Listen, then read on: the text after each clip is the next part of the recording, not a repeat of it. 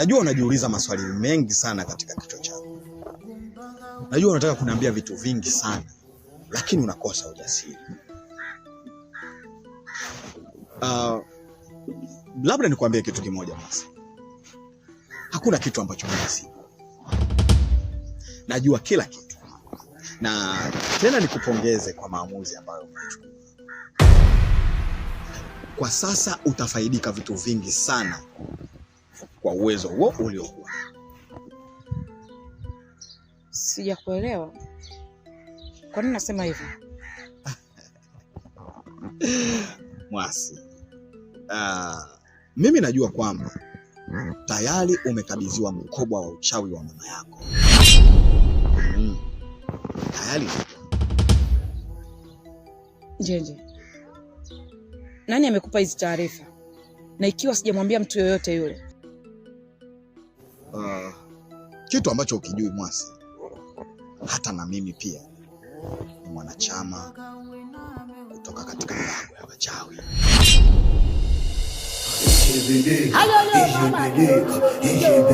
Mimi ni mshirika mwenzangu. Karibu sana. Njenje, ina maana siku zote naishi na wewe kumbe wewe mchawi? Hapana. Hapana Njenje. Kama wewe uko tayari kwa mchawi, mimi sipo tayari. Sipo tayari kabisa, na hapa nilipo natafuta namna ya kujitoa kwenye uchawi. Siwezi. Najua ni ngumu sana kuzoea hali hii. Kwa sababu tu wewe bado mgeni na mambo mengi sana. Hiyo hata mimi pia ilichukua muda mrefu kukubaliana kwa katika hali. Lakini kwa sasa nimeshazoea. Njenje, najua huwezi kunielewa kirahisi. Na ni ngumu kunielewa kwa sababu haujui maumivu ninayoyapitia. Hivi unaweza kuamini kama mama yangu ashawahi kunizalisha kichawi? Na nikajifungua mtoto akamtoa sadaka kwa huyu mkuu wenu unamuita mkuu. Kuna maana gani ya uchawi? Uchawi una faida gani Njenje? Yaani mimi najiona sijazaa kumbe nilishazaa na mtoto wangu katolewa kafara. Na ambaye zaidi mtoto wangu anaishi. Unataka kusema nina mtoto? Kwa hiyo kumbe wamenificha katika hili. Mkuu amenisaliti. Kwa hiyo anadiriki kutaka kugeuza chakula kichanga changu. Yaani damu yangu mimi. Haiwezekani.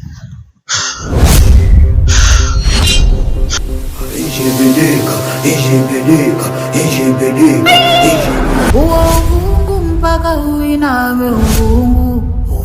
Haya uvungu mpaka uiname uvungu.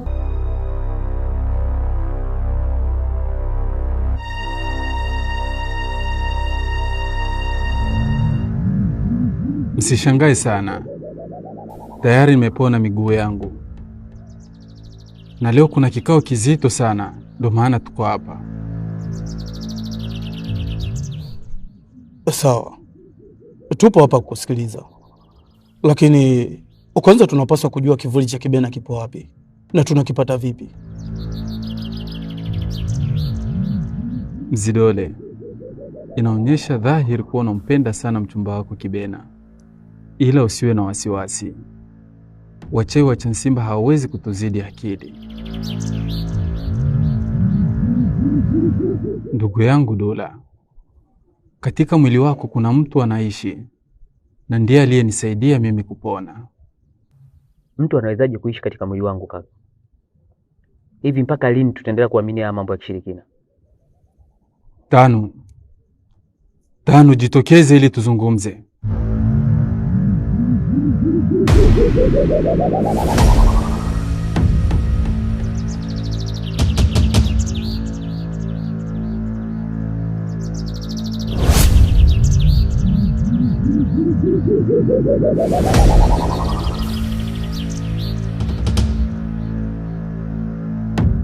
Gumenye 5. Mzidole, tuko hapa kwa ajili ya kumwokoa mchumba wako Kibena. Kwa hiyo basi, bila kurudisha nguvu za Shahrazad, kazi hii itakuwa ngumu sana. Lakini mjomba, mwanzo uliniambia kuwa nina nguvu kuliko kiumbe yoyote yule na nina uwezo wa kupambana na kila kitu. Vipi leo unaniambia kuwa hatuwezi kumpata mpenzi wangu mpaka tu urejeshe uwezo wa Shahzad. Wachawi wa Chasimba wana aina 4 za uchawi na ni hatari sana. Kwa hiyo Shahzad ndio mtu pekee anayo nguvu ya kuweza kutuliza ndumba na ulozi wao. Sasa ni nini kifanyike ili kurudisha nguvu za kakaangu? Ni wewe pekee unayeweza kurudisha nguvu za kaka yako, na ni wewe pekee ambaye unaweza kufanya hili, kwa sababu Kicheko ni rafiki yako. Hakikisha unakwenda nyumbani kwake na unaweka hivyo vijio vitatu, ila hakikisha wewe na Kicheko hamgusani, kwa sababu yule rafiki yako hana nguvu mchana. Nguvu zake zote uzipata usiku. Kwa hiyo mchana huwa anatumia sana hisia. Mkigusana tu hatajua kila kitu.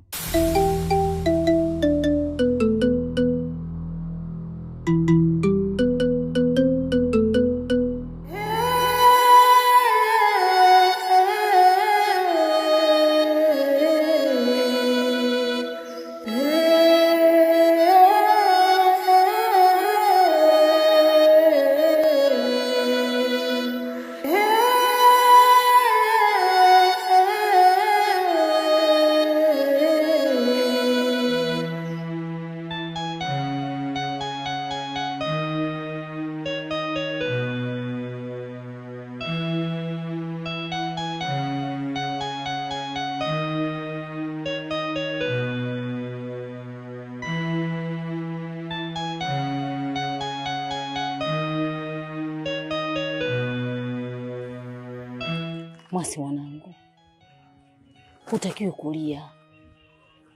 Wewe kwa sasa ni mtu mkubwa sana hapa Chasimba. Si utaki ukubwa unaozungumzia mama.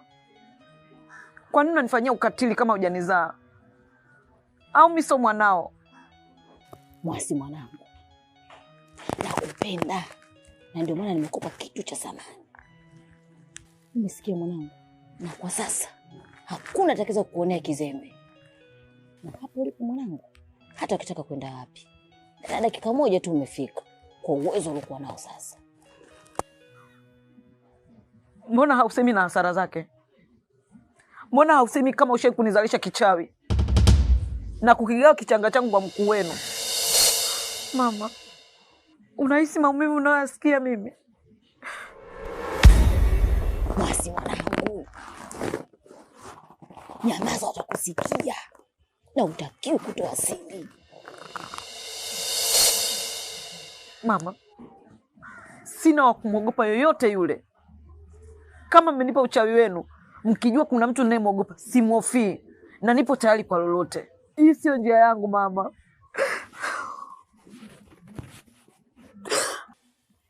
Mwasi mwanangu, uvungu huficha siri zetu nyingi sana. Uvungu sio kama vile unafikiria chini ya kitanda. Uvungu ni kuhifadhi mambo kwenye kifua chako, hata kama umeumia kiasi gani. Ila ukiwa mlopokaji, basi mwili wako utageuzwa kitoweo cha sikukuu kwa washirika.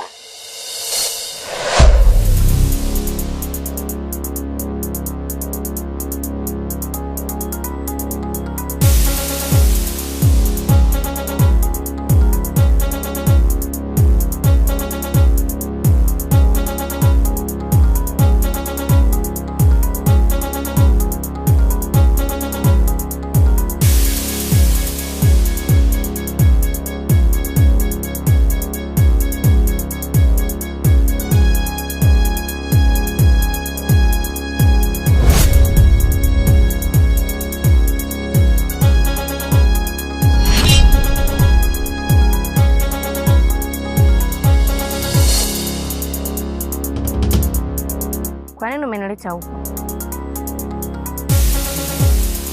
Mimi nakupenda. Nataka usiniogope. Nataka nikufanye uwe malkia wa Chasimba. Siwezi kuwa na wewe. Tena fanya wezavyo unirudishe uliponitoa. Wewe ni mwanamke ninayekupenda sana. Siwezi kuwa mbali na wewe Kibena. naomba unipe nafasi hata kidogo kwenye moyo wako, nitakupa kile utakacho. Kweli utanipa ninachokitaka? Ndio, sema unataka nini? Nataka watu wanione. Kweli kuna kitu hakipo sawa kwenye kivuli cha Kibena. Itabidi nichukue hatua haraka sana.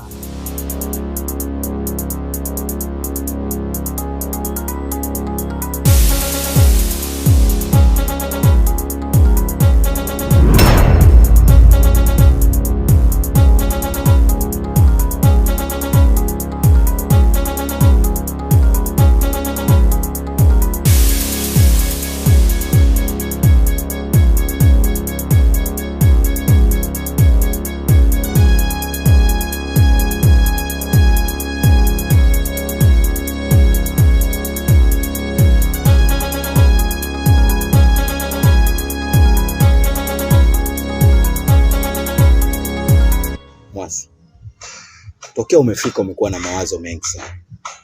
Hebu nishirikishe na mimi basi. Nakosa pa kuanzia Njenje. Ni mambo ya aibu sana. Mwasi, mimi na wewe huwa tunafanya mambo ya aibu kila siku endayo kwa Mungu. Sasa ni aibu gani hiyo ambayo mimi sipaswi kuijua kutoka kwako? Ikiwa hata sasa nikitaka kujua wapi una kipele korofi, najua tu. Hili ni jambo ambalo linahusu familia yangu. Nahisi baada ya kukwambia unaweza usinipende tena. Mwasi, mimi sijaipenda familia yako, tambua hilo. Mimi nimekupenda wewe. Sasa mimi familia yako inanihusu nini? Ni jambo zito sana. Na linamhusu mama yangu. Mama yako? Mama yako amefanya nini tena? Mama yangu ni mchawi.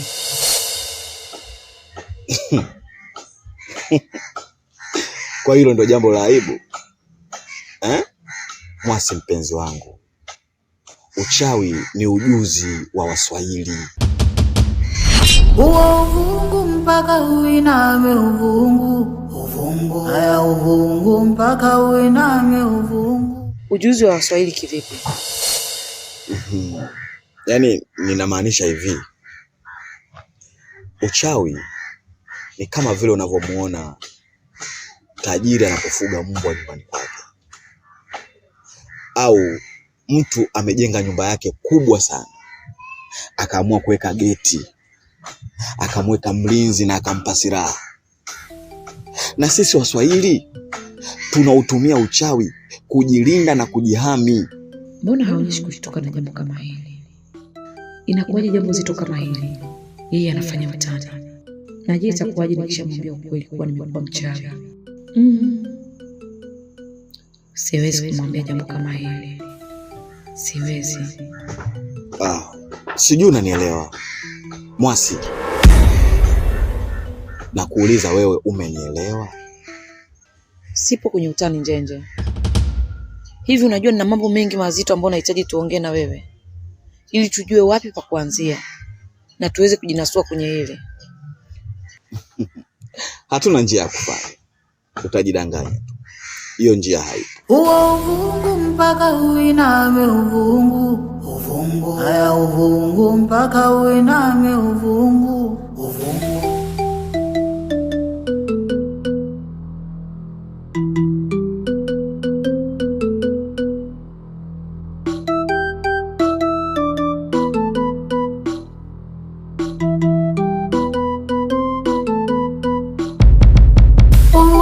Mpaka uiname uvungu.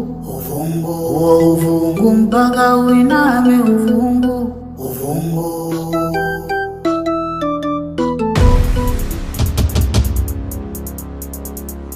Dada, ufungue kichumba ulipotea. Hivi wana utafuta taratibu.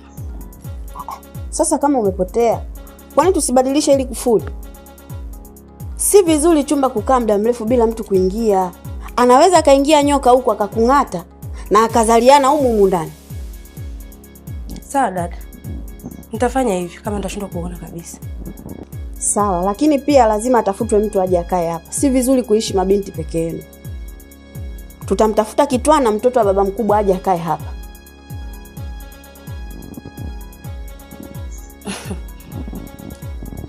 Lakini dada, wewe usisema bado upo. Au ndo shemeji ashakumisi? Mimi bado nipo. Kama yeye amenimisi nitamwambia aje huku huku.